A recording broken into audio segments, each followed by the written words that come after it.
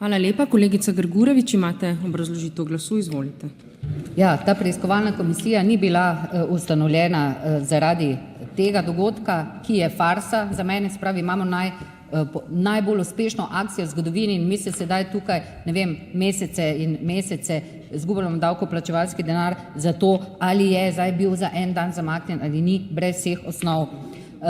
Tudi v predkazenskem postopku in dalje se tisti, ki vodi postopek, odloča, katere priče so relevantne, kaj ni, če vidiš, da na osnovi ni nič, niti policija ne nadaljuje postopkov in tako naprej, ali tožilec ali potem dalje sodnik.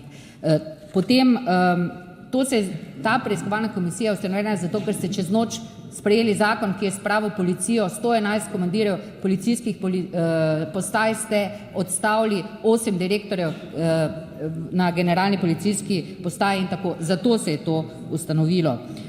Dalje, to, da se dovoli tukaj govoriti, da sta diskreditirati direktorja Nacionalnega preiskovalnega urada, ki ste ga nezakonito odstavili in postavili prijateljico Roka Snežiča, to je seveda bedarija, diskreditirate dolgoletnega strokovnjaka, direktorja Sove, medtem ko povzdigujete priče, torej Bobnar in Lindav, s katerimi ste zdaj vsi tukaj na desnici zelo složni, ne? In jih kot verodostojno navajate nekaj, da je nekdo se mesece kasneje spominjal nekih dogodkov, razumete, zakaj ni reagirala Tatjana Bobnar takoj, to mi povejte. Skratka, absolutno bom seveda podprla to poročilo in toliko. Dobro, hvala lepa. Prosim, nehajmo s tem smejanjem. Vem pa, ja, da je kolegica imela razpravo, ne pa obrazložitev glasu. Prosim vas lepo, da se pri obrazložitvah glasu držimo obrazložitve razlogov, zakaj bomo pač glasovali za in proti. Kolikor se da, vem, da ni ta meja ostra, jo je težko določiti včasih, ampak ne kažimo svojega nespoštovanja z nekim ciničnim smehom, ker to veliko pove tudi o nas samih.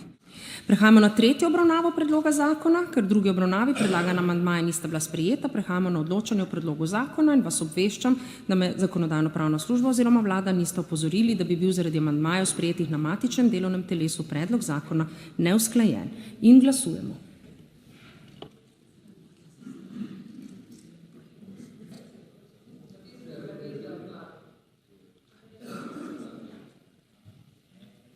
Jaz se upravičujem, kakšen problem imate?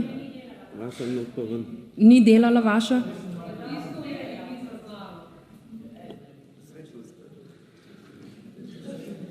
Ojej.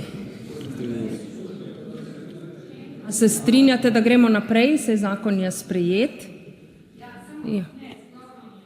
Se ne strinjate, dobro, potem pa povejte postopkovno, kolegica Grgurevič in še ostali. Jaz bi samo to rekla, ni prvič v tem državnem zboru, da glasovanje ne štima. In kadar ne štima, lahko bo kdaj prišlo do situacije, da bo en glas štel. In to je nedopustno. Vem, da imamo mi neke DOO-je tu, ki so vmes vključeni v ta sistem. Gospod Janša se smeji, ker je sam recimo v prejšnjem mandatu Telekom slovenski pogodbo, naj ljudje vejo, pa sklenil z ameriškim Telemachom, se pravi, imamo telefone ameriškega Telemacha, imamo računalnike Telemacha, a ne? Slovenske državne družbe smo.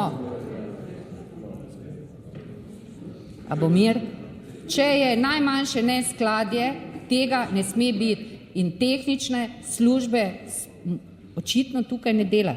In nikdar ne sme biti težav. Na to opozarjam, ne prvič.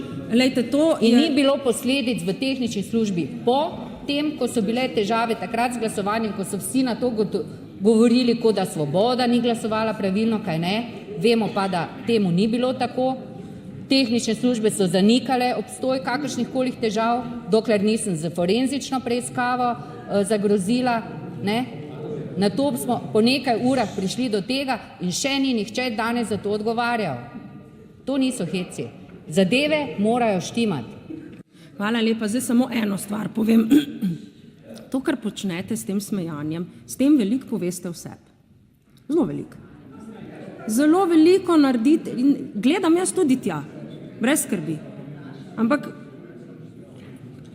ne vem, meni se zdi to tako nespoštljivo do nekoga, ki govori, dajte se majčken zadržati. No. Če pa slučajno leti kaj na vas, pa da se glede vas zasmeje, pa cel ogenj v strehi. Tako da dajte vi najprej pokazati, kako ste spoštljivi. Ja, gospa Jelka, kaj vas toliko zdaj moti tole? Dobro, prekinjam jaz glasovanje, prekinjam obravnavo za pol ure, nadaljujemo ob 10:20 uri. Hvala lepa. Oziroma ob 11:20 uri. Hvala.